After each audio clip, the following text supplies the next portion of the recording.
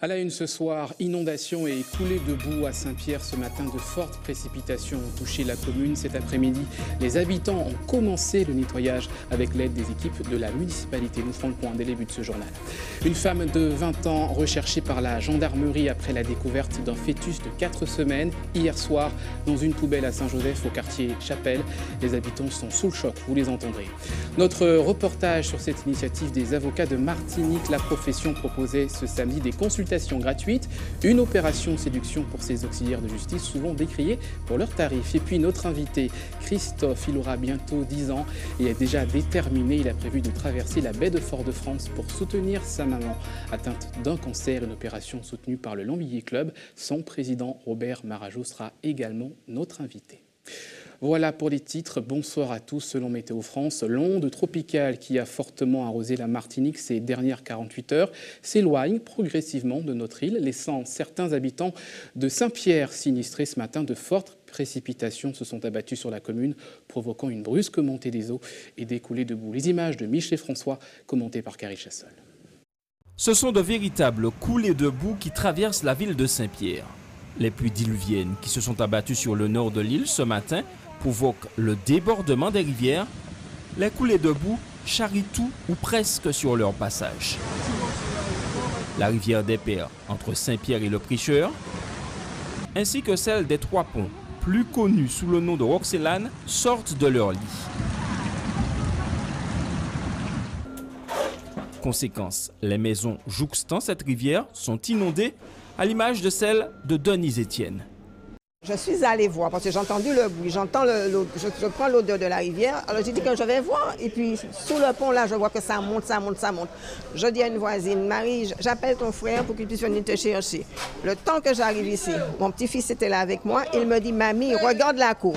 J'avais déjà de l'eau jaune qui circulait, qui descendait dans un moment tout. Et pourtant, j'avais fermé les portes, l'eau est entrée, je ne sais pas comment. Parce que tout ça, c'était inondé devant. Alors je ne pouvais pas sortir, je ne pouvais pas ouvrir les portes. Je suis restée à l'intérieur.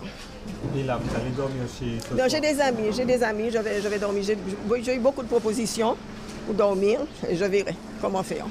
Juste à côté, cet autre riverain, à les pieds dans la boue, il a perdu pratiquement tous ses outils. Brusquement là, la carte n'a pu passer dans la rivière maintenant, oui. Mais là, je suis sorti dehors, je suis sorti dans la rivière avant de dire. Profitant d'une accalmie, leurs voisins notamment leur viennent en aide. Il y a pas mal de voisins, voisinage, une association cacao.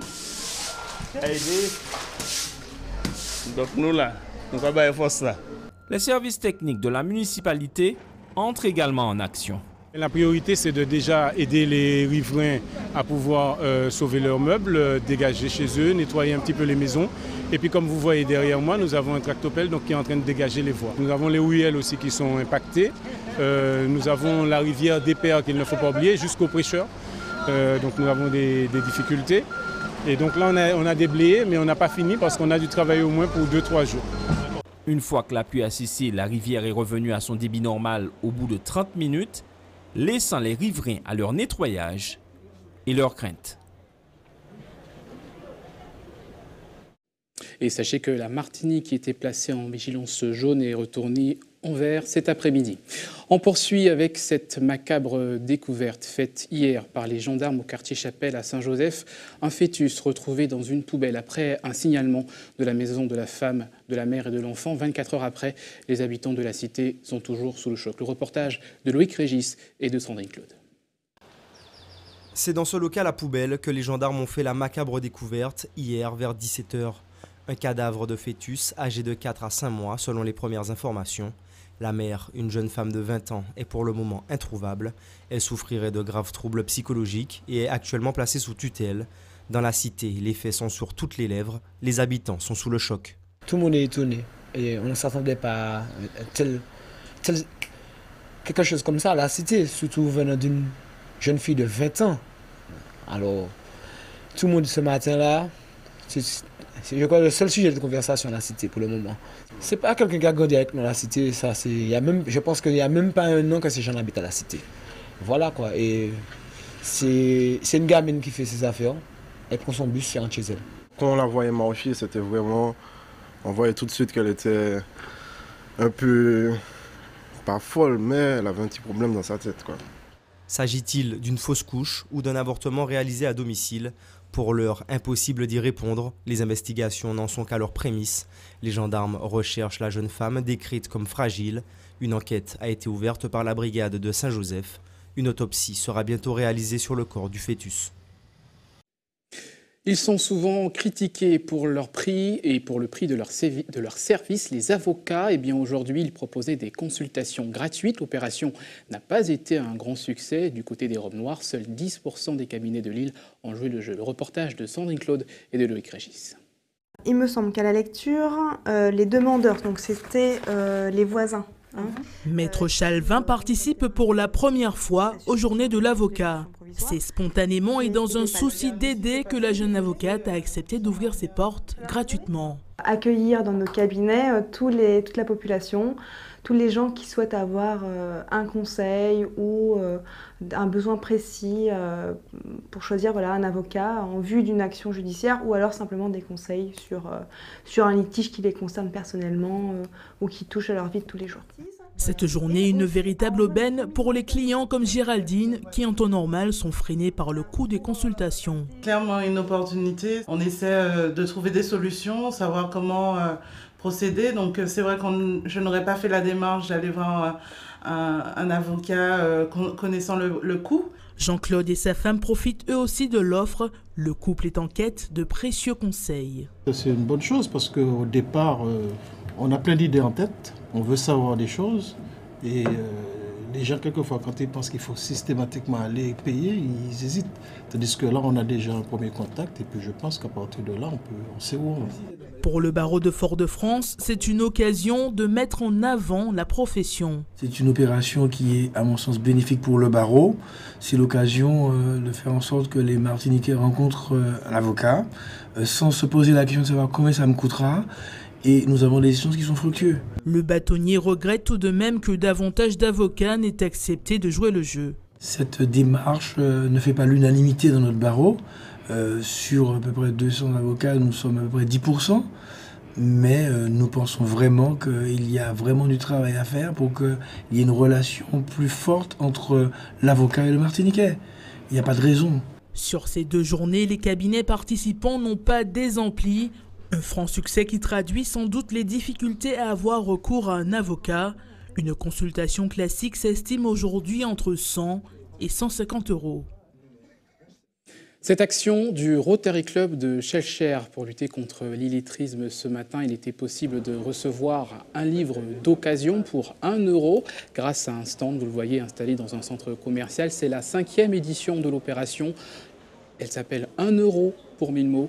En Martinique, 13% de la population serait touchée par l'illettrisme. Écoutez ces quelques réactions recueillies par Michelet François.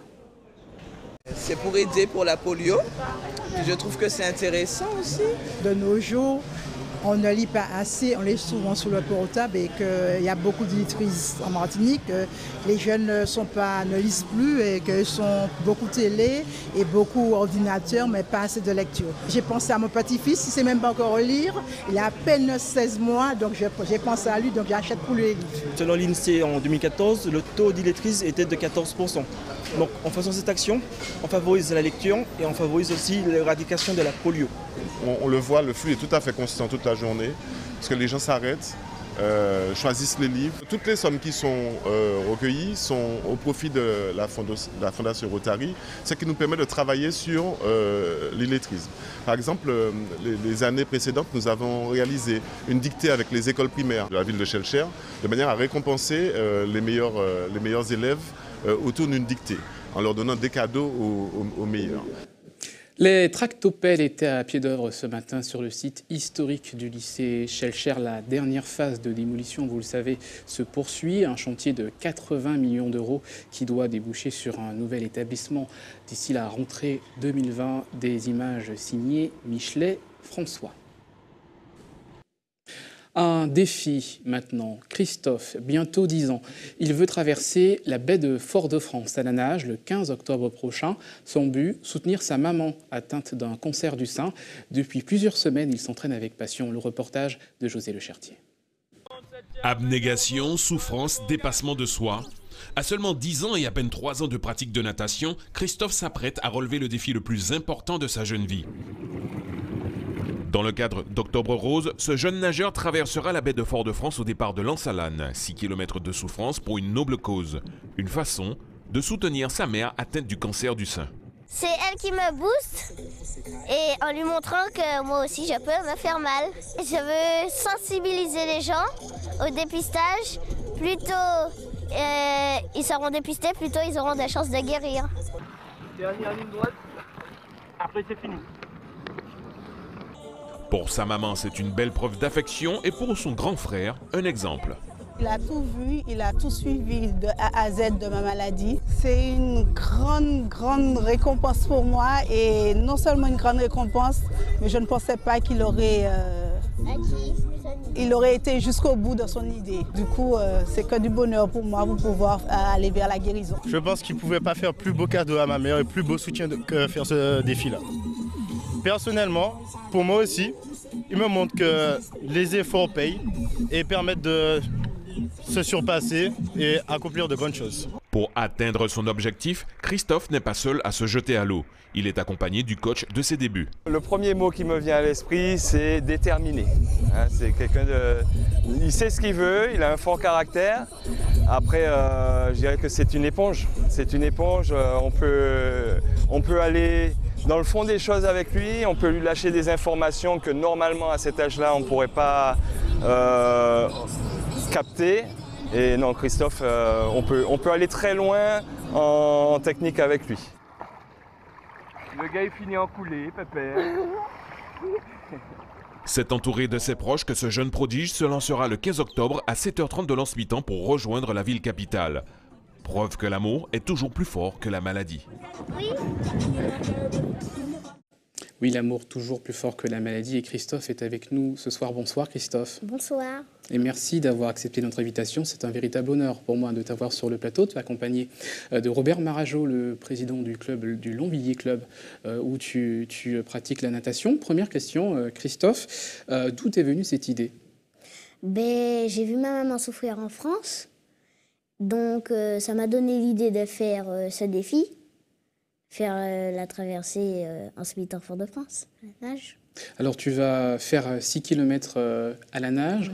C'est évidemment une démonstration de force, de ton courage. Quel est le message que tu veux donner en faisant cela? Je veux faire passer un message, se dépister tôt. Plus on sera dépisté tôt, plus on aura le maximum de chances de guérir. Il y a 3 choses importantes que je retiens.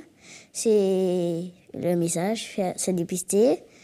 Faire des tests génétiques, c'est celui qui est atteint du cancer qui doit faire les tests génétiques et se battre avec l'amour de sa famille. Alors évidemment, on imagine que c'est pas facile tous les jours à la maison avec une maman malade. Comment cela se passe? Ça se passe bien, même si elle est malade, elle fait comme si de rien n'était. Elle est bien. Et ça, je l'encourage à ne plus avoir peur de rien, enfin de ne plus avoir peur des opérations. Parce que ça ne mène à rien. Et toi, quel est ton avis sur cette maladie? Qu'est-ce que tu ressens? Je sens que maman, elle n'a rien, elle est normale comme d'habitude. C'est pas comme si elle avait quelque chose. Non, elle est comme d'habitude. Voilà donc pour ce message d'espoir. Bonsoir, rebonsoir Robert Marageau. Vous avez là un formidable exemple de solidarité et de courage au sein de votre club. Vous avez décidé d'accompagner ce jeune garçon. Comment cela se déroule, notamment pour les entraînements? Quand il m'a fait la demande au mois de mai, j'étais très surpris, choqué. Puis le conseil d'administration, nous avons accepté de le suivre et de l'aider à réaliser son projet. Nous avons trouvé le nom, le coup de cœur de Christophe, parce que ça vient vraiment de son cœur. C'est vraiment, c'est pas une invention, ça vient vraiment de son cœur. Vous entendez sa détermination. On a voulu lui expliquer que ce n'est pas une course, c'est un gros défi qui se pose. Quel que soit le temps qu'il mettra, ce sera bien. S'il est fatigué et qu'il peut s'accrocher, il ne veut pas s'accrocher. Il veut faire d'une traite. Alors 6 km donc pour rejoindre Fort-de-France aux Trois-Îlets dans une eau vive. Est-ce que à 10 ans, est-ce que c'est faisable? Est-ce que c'est réalisable? Oui, c'est réalisable. Nous l'avons entraîné pour cela, mais nous allons le protéger. De toute façon, on le suit avec un bateau à moteur. On sera très proche de lui. Il y aura un plongeur sur ce bateau, un médecin, un kiné. On a tout mis en place pour sa sécurité. D'accord? Bon, nous ne voulons pas qu'une multitude de gens, de nageurs l'accompagnent parce qu'il y aura des problèmes de sécurité de ces autres nageurs-là. Parce que ce n'est pas une course. On ne veut pas que d'autres nageurs viennent à côté de lui pour faire une course. Ce n'est pas une course. C'est lui qui mène son défi. Il va à sa vitesse. Et on peut le suivre simplement pour l'encourager. Son entraîneur, normalement, va le suivre. Vous avez vu comment l'entraîneur nage à côté de lui. Alors, Octobre Rose, votre club a l'habitude depuis plusieurs années de participer à cette opération, on rappelle, pour soutenir les personnes malades et pour favoriser la sensibilisation sur le dépistage du cancer du sein. Quelles sont les autres opérations qui sont prévues cette année? Nous avons déjà la première opération. Vous avez le t-shirt rose, bonnet de l'espoir, qui commence demain, 1er octobre, à la piscine de la Cassem, au Lamentin. Le bonnet de l'espoir. Oui, le bonnet de l'espoir. Il s'agit de venir passer un agréable moment à la piscine, de découvrir tout ce qui est sport aquatique et puis d'écouter des médecins de l'AMREC qui vont faire des interventions sur le cancer et des témoignages ils appellent ça des survivants de la Ligue contre le cancer. La deuxième opération, qui n'était pas prévue, mais Christophe nous l'a demandé, on l'a fait, c'est le coup de cœur de Christophe. La troisième, comme chaque année, nous participons au relais de la vie qui est au stade de Georges Gracian, du samedi 21 16h au dimanche 22 16h. Et la quatrième et dernière opération, c'est le grand défi, qu'on ne commencera pas, parce que c'est trop dur à organiser. C'est Gilles Rondy, un super nageur que nous avons au club, qui a proposé de faire le tour de Martinique à la nage en 10 étapes. Et comme on s'est rendu compte en préparant ça depuis 6 mois que toute la Martinique, nous sommes tous malades, nous avons toutes sortes de maladies, le cancer nous touche tous. Mais à part le cancer, vous avez le diabète, vous avez le cholestérol et tout le reste. Nous avons pris contact avec différentes associations et nous faisons cela pour la santé des Martiniquais, une sensibilisation à chaque ligne d'arrivée pour la sensibilité des Martiniquais. Et comme j'ai tendance à dire, le seul remède, c'est le sport. Donc à chaque arrivée, il y a des démonstrations sportives, que ce soit des gommiers, des yoles, du beach volley, etc. Merci beaucoup Robert Marajo et merci aussi à toi Christophe. Une dernière chose peut-être que tu aimerais rajouter, donner un message notamment aux enfants qui ont aussi une maman qui est malade. Si ils ont une maman malade, il faut les encourager à aider leur maman à se battre contre leur maladie. Et je voudrais remercier les sponsors d'Ibel Air, Martinique Automobile, le club nautique de Chelcher et le club nautique des Trois-Îlets. Le club nautique des Trois-Îlets est très important parce qu'ils vont le précéder avec les avirons. Et il y aura une démonstration d'aviron sur la plage de la Française le dimanche 15. Merci beaucoup, merci Christophe et bon courage évidemment. Nous allons suivre donc ton défi le 15 octobre rallié Fort-de-France aux Trois-Îlets dans le cadre de la semaine du mois Octobre Rose pour la lutte contre le cancer du sein. Merci à vous, c'est un plaisir. Restez avec nous à suivre dans votre journal, votre JT des communes du samedi ce soir. Direction le Prêcheur, une zone de liaison, une commune de liaison entre la Martinique et la Dominique où la solidarité s'organise pour venir en aide aux sinistrés de l'ouragan Maria. Et puis il y aura du sport, vous le voyez, avec notamment les images de ce choc de la 4e journée du championnat en football, le club franciscain face au Golden Lion. Tout de suite donc votre JT des communes, direction le Prêcheur avec Hubert Bornil.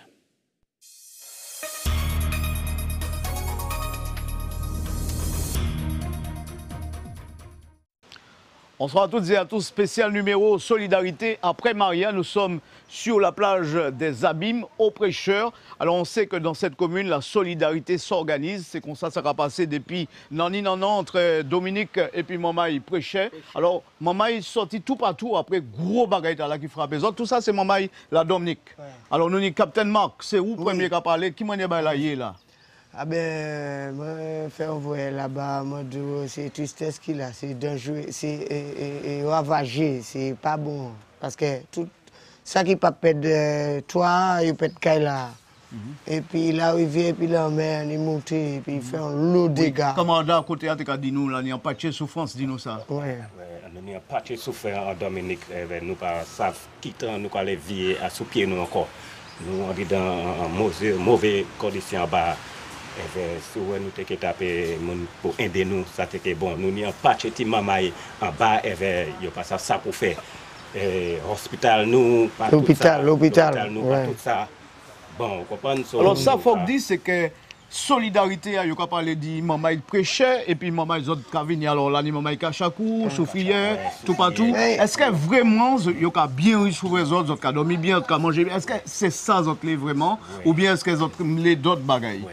Bon, il y a aussi nous bien, nous là, nous et puis yo, mais c'est pas tout le monde qui peut être ici. Il faut que c'est les gens qui viennent pour manger, pour s'aérer, et puis il y a vivre au type des familles. Et puis c'est pas pour seulement, il y a des gens qui viennent de côté qui est plus loin, ils viennent ici. C'est pour bailler un petit bagage, et puis c'est les canaux à rentrer. Et puis nous, des canaux ici, à faire des vouilles. Comme mon tonton Dominique qui est ici pour 40 ans. Et Bani la matin plus haut, il a aussi.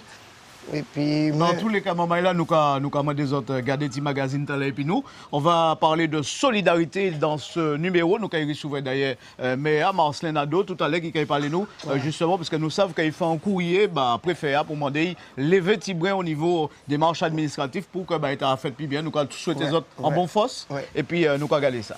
Ok. Yes.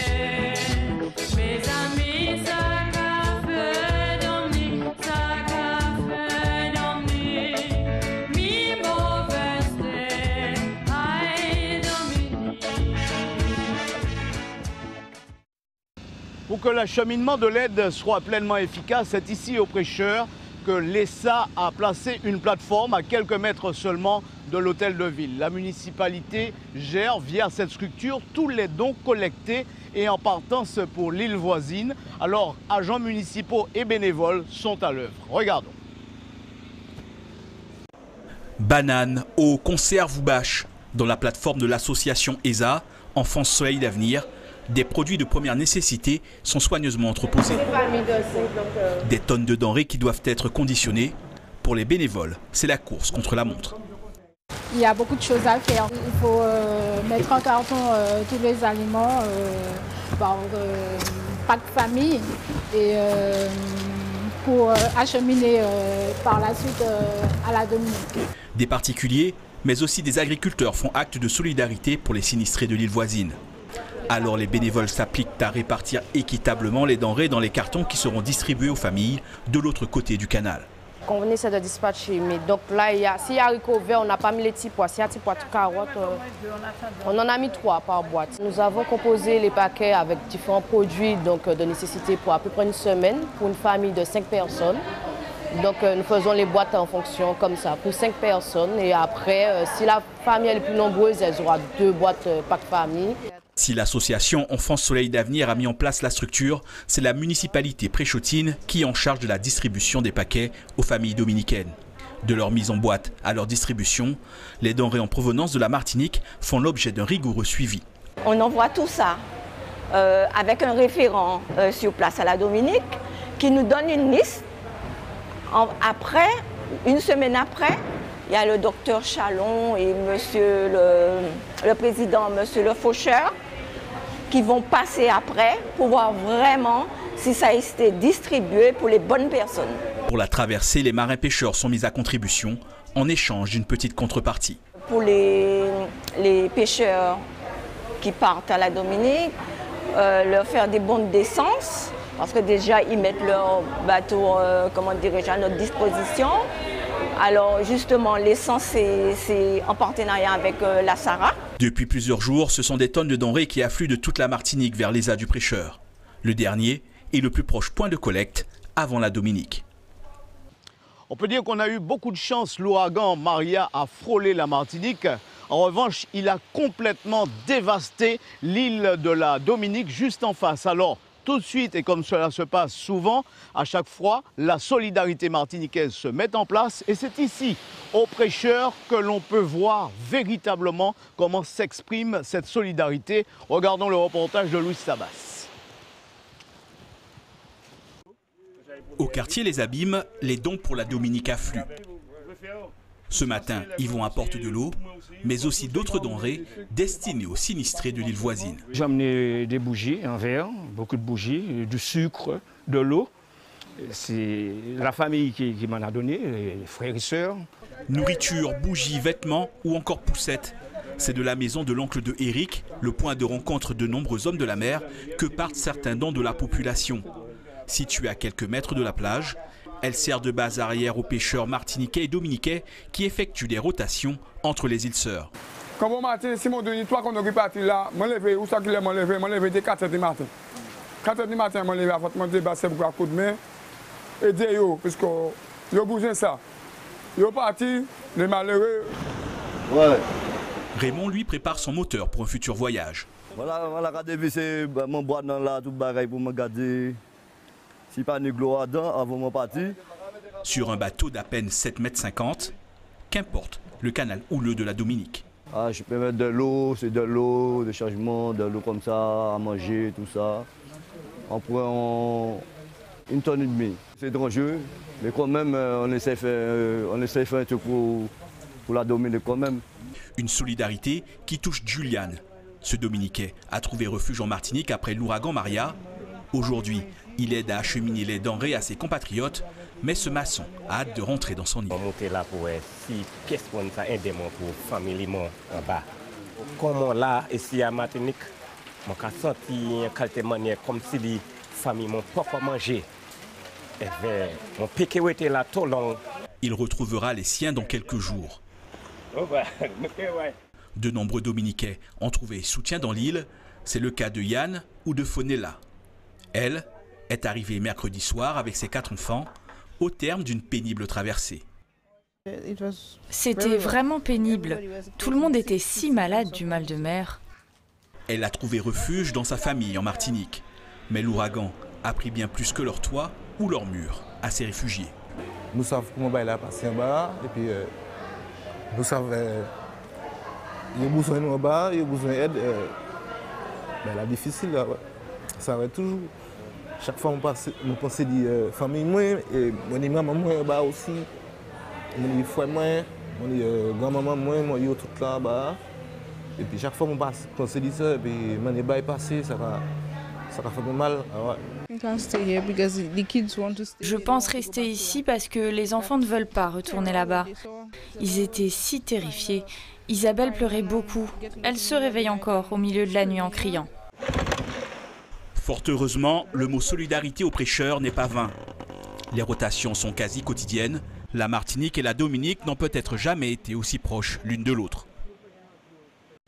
Nous sommes sur la plage de la Charmeuse en compagnie du maire du Prêcheur, Marcelin Nadeau. Alors, Marcelin Nadeau, là, on a vu, l'aide humanitaire s'organise dans la commune. On a rencontré pas mal de personnes issues de la Dominique. Alors, c'est vrai que nous, que solidarité a joué à fond dans le commune. Oui, ça, nous sommes très sensibles à ça, puisque Ozo, pas loin de nous, Kachakou encore plus près, Scott Head. Donc, je pense que c'est l'habitude aussi des relations quasi permanentes, familiales, et puis la Dominique. Ouais. Et maman est très sensible à ce qui arrive là, et c'est pour ça que je capoté, que je solidaire facilement, et puis en l'enthousiasme. Au niveau de l'aide humanitaire, comment tout ça se met en place? On a vu avec les ESA Caraïbes, il y a eu toute une structure qui a été mise en place. Alors nous aimons, il faut dire qu'avec ESA, nous avons un partenariat ancien, parce que nous avons notamment travaillé sur Haïti. Nous avons même un projet de jumelage avec une ville d'Haïti avec laquelle ESA travaille, c'est Tchot. Donc nous avons l'habitude de travailler avec eux. Et lorsqu'ils nous ont fait la proposition en fait, d'une aide, d'une solidarité mais qui était essentiellement basée sur, je vais dire, une démarche communautaire. Il ne s'agit pas de déposer des vivres de l'eau à la Dominique. Il s'agit d'inciter aussi les amis et les frères dominicains, les sœurs et frères dominicains et dominicains, de s'organiser pour distribuer ces vivres et cette eau de façon équitable et que chacun ait sa part et qu'il n'y ait pas à ce niveau-là aussi d'injustice ou de détournement. Donc c'est une approche que nous aimons. C'est une approche que nous apprécions, qui fait le pari aussi de la responsabilisation des personnes victimes de catastrophes naturelles. Vous êtes personnellement rendu sur le terrain à la Dominique, vous êtes allé dans les zones les plus reculées. Dans quel état vous avez trouvé le pays? On sait que le pays a été dévasté. C'est-à-dire que nous avons surtout, ESA a ciblé la zone, on va dire, sud-ouest, la côte sud-ouest, c'est celle qui est plus proche de nous, et que, avec une zone avec laquelle, une région avec laquelle nous avons beaucoup de relations, notamment Scott Head, qui est un peu connu sous le nom de Cachakou. Donc c'est naturellement, effectivement, que nous avons choisi cette zone-là. C'est vrai que la situation, qui est une zone de pêcheurs, mais qui est une zone aussi des fois dépourvue en eau, contrairement, par exemple, s'agissant de Pointe-Michel, où on nous a signalé, notamment les pompiers martiniquais, que nous avons eu le plaisir de rencontrer, qui étaient en pleine action, nous ont signalé qu'il y avait à Pointe-Michel, par exemple, quelques cas de personnes qui étaient à la limite, je veux dire, de la soif, quoi. Je veux dire, qui mouraient quasiment de soif. Donc il fallait, non, je ne sais pas si c'était déjà déshydraté, mais ils avaient soif, énormément soif, et il n'y avait pas d'eau. Donc il fallait absolument très rapidement le porter de l'eau. Donc il y a cette problématique de l'eau dans certains villages comme Font-Saint-Jean, par exemple. Il y avait un problème d'électricité. Les gens nous ont demandé, parce qu'eux, ils ont une rivière, ils ont une source. Par contre, ils nous ont demandé des piles, des lampes, enfin, pour écouter la radio, parce qu'il n'y avait plus d'électricité. Le réseau électrique étant complètement à terre, etc. Vous voyez, donc il y a un certain nombre de problématiques sur cette région-là, par rapport à un certain nombre de besoins existants que nous avons ciblés, que nous essayons au maximum de couvrir avec les accords. Aujourd'hui, il me semble que le frein qui s'oppose à vous dans cette période-là, c'est toute cette structure administrative. On sait que vous avez fait un courrier au préfet. Qu'est-ce que vous demandez concrètement à l'État français? C'est-à-dire que bon, alors, c'est bien, c'est vrai qu'il y a un dispositif d'aide, de solidarité qui s'est mis en place. Je salue d'ailleurs cet élan solidaire et fraternel des Martiniquaises et des Martiniquais à l'endroit de ce peuple frère de la Caraïbe. On ne peut pas dire que rien n'a été fait. Mais la problématique sur laquelle nous insistons et ce que nous soulignons... Au niveau de l'accueil des réfugiés? Absolument. Ce sont des réfugiés climatiques. Et justement, par rapport aux catastrophes naturelles et aux risques grandissants, par rapport au réchauffement climatique, de catastrophes naturelles dans la zone Caraïbe, il faut que nous ayons cette réflexion sur les réfugiés climatiques. Et nous avons interpellé M. le Préfet pour lui dire, mais enfin, un pays comme Trinidad et Tobago, un pays comme Antigua, ils ont pris des mesures, des dispositions de manière à faciliter un petit peu l'accueil des migrants venant de la Dominique. Mais ici, bon, c'est vrai qu'il y a eu quelques actions, mais nous voudrions avoir des instructions claires visant à faciliter en quelque part l'accueil des Dominicaines et Dominicains qui en ont besoin, parce qu'il y a des gens qui ont tout perdu. Et parmi ces personnes-là, il y a des gens qui ont de la famille à la Martinique. Il s'agit des fois de préchotins d'origine dominicaine, mais il s'agit aussi également de préchotins qui ont de la famille à la Dominique. Est-ce que le préfet est réceptif? Est-ce qu'il vous a semblé réceptif? Alors, on n'a pas eu de réponse directement du préfet, mais j'ai eu un appel du sous-préfet. Bon, il a plutôt essayé de préciser un petit peu notre demande pour voir dans quelle mesure, effectivement, l'État pourrait prendre en compte cette demande, quoi. Mais on n'a pas encore eu de réponse précise. Mais il y a quand même un intérêt de la part de l'État, visiblement, pour la problématique que nous avons soulignée. Dernière question, est-ce que vous arrivez à juguler toute cette population qui arrive de la Dominique? Comment ça se passe dans les familles, la municipalité? Comment vous organisez tout ça? C'est-à-dire que les préchotines et les préchotins sont très sensibles, je veux dire, à cette question. Et c'est vrai que les gens sont accueillis dans les familles. Mais maintenant, les familles qui accueillent m'interrogent, je dis, mais oui, mais est-ce que notre geste, je veux dire fraternel, naturellement fraternel, peut être sécurisé en quelque part du point de vue juridique. Parce que les gens ont quand même l'expérience de David où effectivement il y avait déjà un flux migratoire important, où des gens avaient été accueillis, et les gens après, une fois que bon, la situation s'était rétablie, étaient repartis, donc ils ont l'habitude. Donc ils accueillent naturellement. Maintenant ils m'interrogent sur les conditions juridiques de cet accueil et ils ont raison. Donc vous attendez les réponses de l'État? Absolument. Et puis vous espérez certainement l'appui d'autres politiques de Martinique? J'espère, parce qu'il ne faut jamais oublier que nos frères et sœurs de la Dominique ont accueilli les dissidents martiniquais et guadeloupéens. Ils ont été solidaires de la cause de la résistance française au fascisme et au nazisme. Et je crois qu'il faut, et ça peut arriver nous, il ne faut pas nous croire que ça va arriver ou peut arriver nous.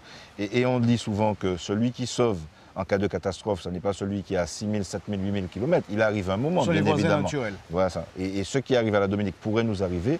C'est pour ça que nous avons intérêt à développer ce type de relation et à développer cette solidarité active pour porter secours et être fraternellement, je veux dire, solidaire de nos frères et sœurs de la Dominique. Merci Marcelin Nadeau, bon courage. Et puis nous avons dit, tout le monde prêchait, bon force pour solidarité, tu la continuer. Et nous avons dit surtout frères et sœurs Dominique, Tchéberet Pamoli, nous l'avons. Merci Anchaï.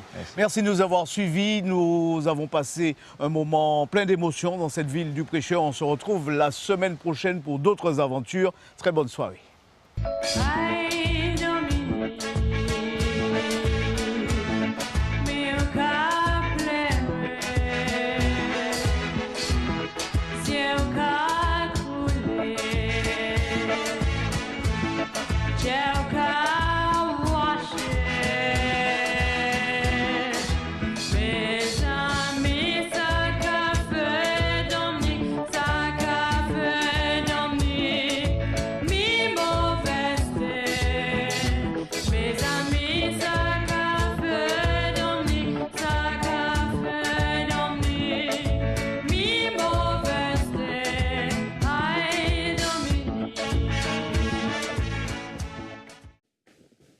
Voilà pour ce JT des communes. Tout de suite, le sport.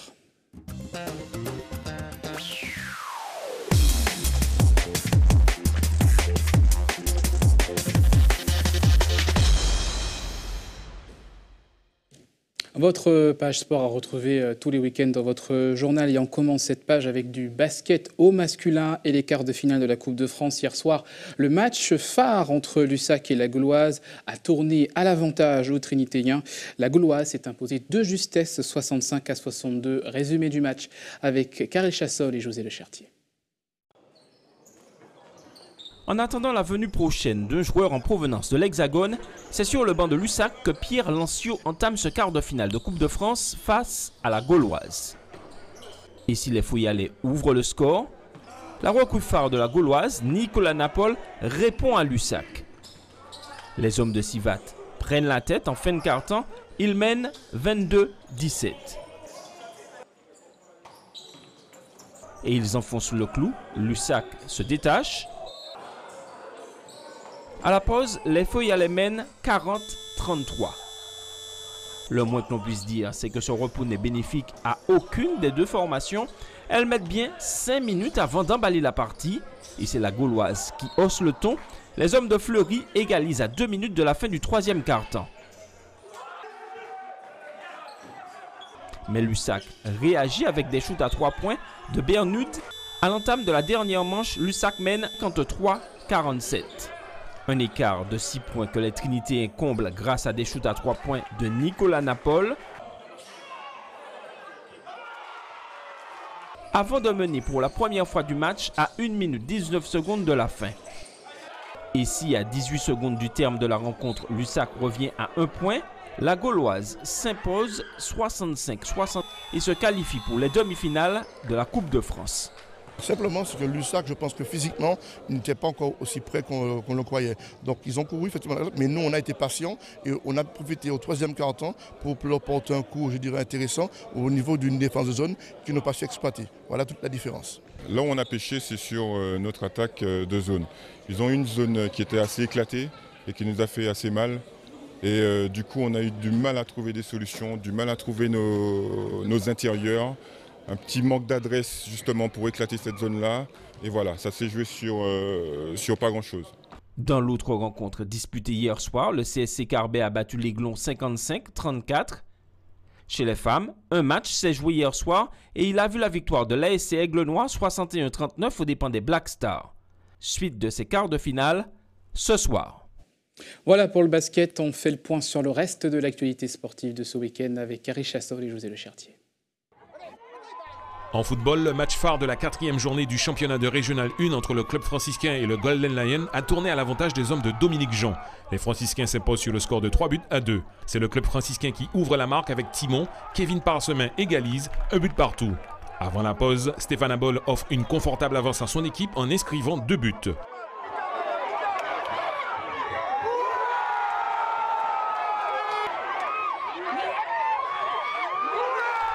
Le score est de 3-1 à la mi-temps. Au retour des vestiaires, si le Golden Lion réduit la marque, le club franciscain s'impose au final sur le score de 3-2. Nous reviendrons plus en détail sur ce match dans notre édition de demain avec un grand format. Une autre rencontre a eu lieu cet après-midi entre l'Aiglon du Lamentin et le CS Casse-Pilote. Les Lamentinois se sont imposés sur le score de 4-0. Hier soir, en ouverture de cette 4e journée, ils se sont soldés par des matchs nuls. En handball, chez les hommes, la première journée du championnat de pré-national a eu lieu hier soir. 2 rencontres étaient au programme. La SC Dillon-Doubout s'est inclinée face à l'Étoile de Gondo sur le score de 30-18. Le TS franciscain vient à bout de l'Éveil de Carabin sur le score de 24-23. Le tir a fait sa rentrée aujourd'hui au TSCP de Rivière-Pilote. Plus d'une trentaine de tireurs ont pris part au traditionnel mémorial Roland Richefal. Au menu 2 disciplines, du tir sportif de vitesse, du pistolet et de la carabine. Reprise de la saison de rugby ce matin, tous les cadres techniques des 8 clubs de Lille étaient convoqués à l'IMS, une rentrée sous le signe de la sécurité. Pour éviter un gros fléau maintenant sur le rugby, qui est les suspicions, les commissions cérébrales. Et c'est pour éviter ce genre d'accident qu'il y a déjà eu, premièrement, une rencontre entre le service médical, le service arbitral et technique de notre comité. Voilà, retour de l'actualité sportive dans votre journal. Demain, place maintenant à l'actualité nationale et internationale avec nos confrères de BFM TV. On se retrouve juste après pour le rappel des titres. À tout de suite.